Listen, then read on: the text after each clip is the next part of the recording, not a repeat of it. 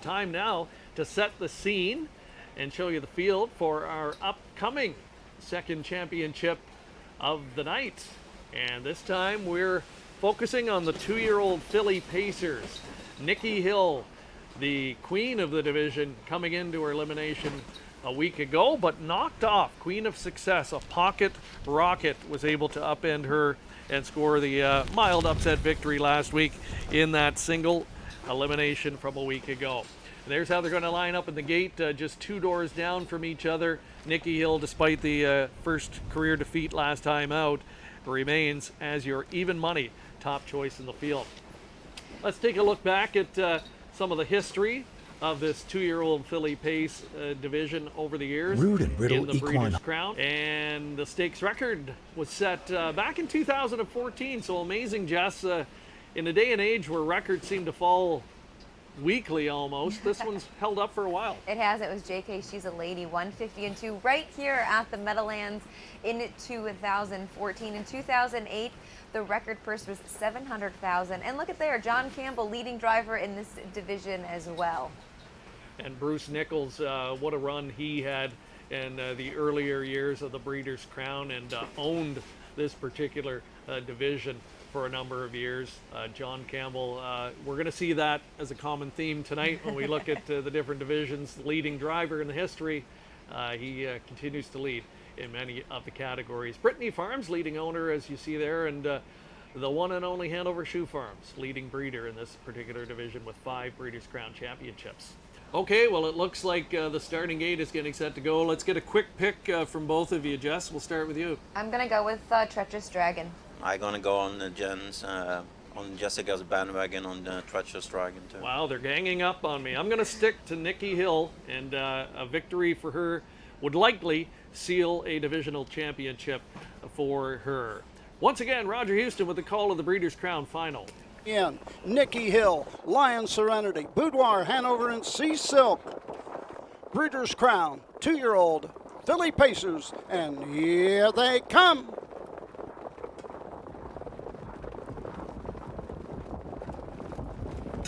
They're off and pacing, going for the lead. That's Queen of Success, middle of the track. On the inside, Treacherous Dragon. Up on the outside, Don't Fence Me In. 3 of them across the track, going to the first 8. On the inside, Treacherous Dragon racing 5th. Got the green light as they race around the turn, going to the first quarter mark. That's Boudoir Hanover racing 6th. 7th. On the outside is Sea Silk racing 8th. To the backside, Captain Cowgirl. As they race by the opening quarter, 26 2/5. Up on the outside, that's Boudoir Hanover and Lion Serenity now. Moving on the outside from way back in the trailer is Galleria Hanover. Down the backside, going to the halfway station, Niki Hill and Dexter Dunn have taken command by a length and a quarter. Queen of Success is pacing right there, 2nd, racing 3rd. That's Don't Fence Me In. Halfway home in 54 4, 28 2, 2nd panel. Into the final turn. On top, it's Niki Hill. Racing 2nd is Queen of Success. Moving on the outside, now 3rd, and closing in with every stride comes Treacherous Dragon and Tim Tetrick. Down along the rail, buried is Don't Fence Me In, now 4th. Racing up on the outside, 5th. As they race around that final turn comes Lion Serenity. At the 3 quarters, 123 1, 28 2, 3rd panel. And Niki Hill opens up with every stride. Treacherous Dragon is there, 2nd. Sea Silk continues to close on the outside, now 3rd, now 2nd. Niki Hill draws away by 5. Sea Silk from post 10 grabs the 2nd spot. Treacherous Dragon and Boudoir Hanover, 151.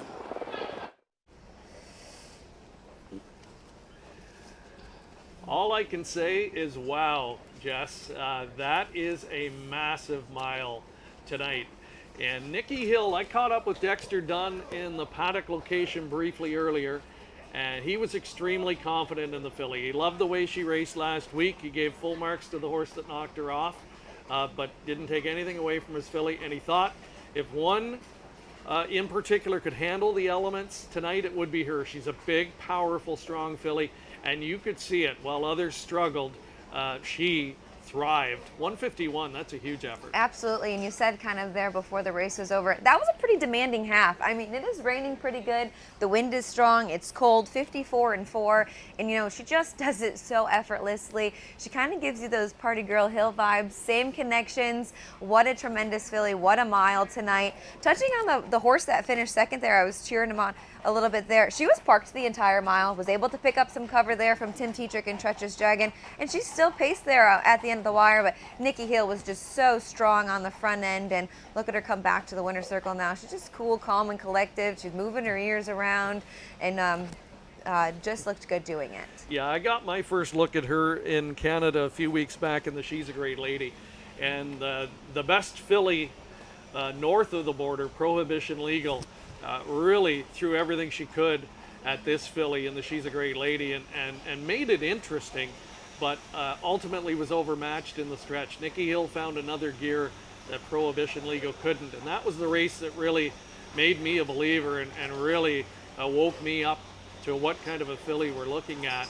And this race tonight, I think, is even more impressive. Absolutely. Again, going with the elements. It's not easy for some of these horses to overcome that. You saw that there with a couple horses fading and, you know, not liking it. Timmy had to pull his filly first over, and maybe not ideal to do that, you know, coming around that last turn and into the wind. But Niki Hill overcame it, and look at her. She's just a big, strong, very good-looking daughter of Always B Miki out of the Bettor's Delight mare. And she just did it so effortlessly. She covers the ground so nicely, and she always has that will to win, I guess you could say.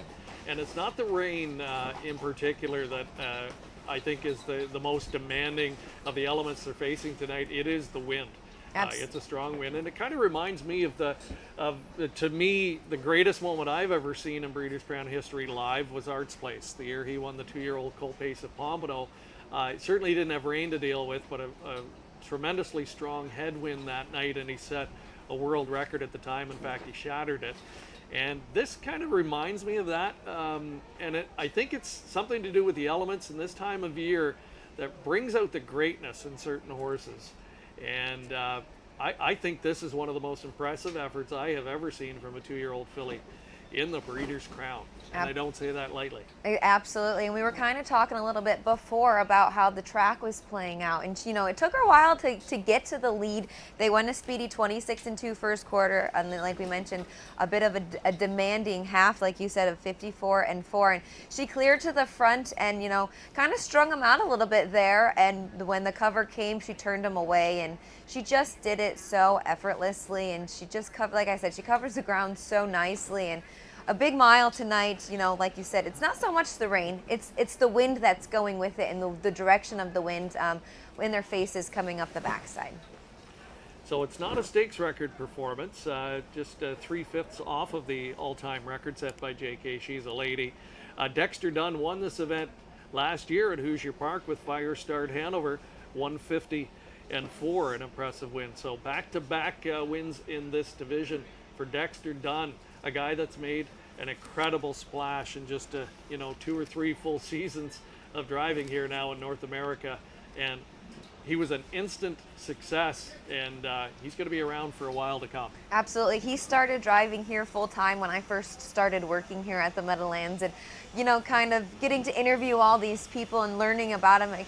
You had to Google him to see what he was all about, and he really has taken the drivers' colony to the next level, I guess you could say. And we mentioned you could go 15, 20 deep, and you know, he's going to be one of the top guys you want to call to have on your horses. Very happy winner's circle connections.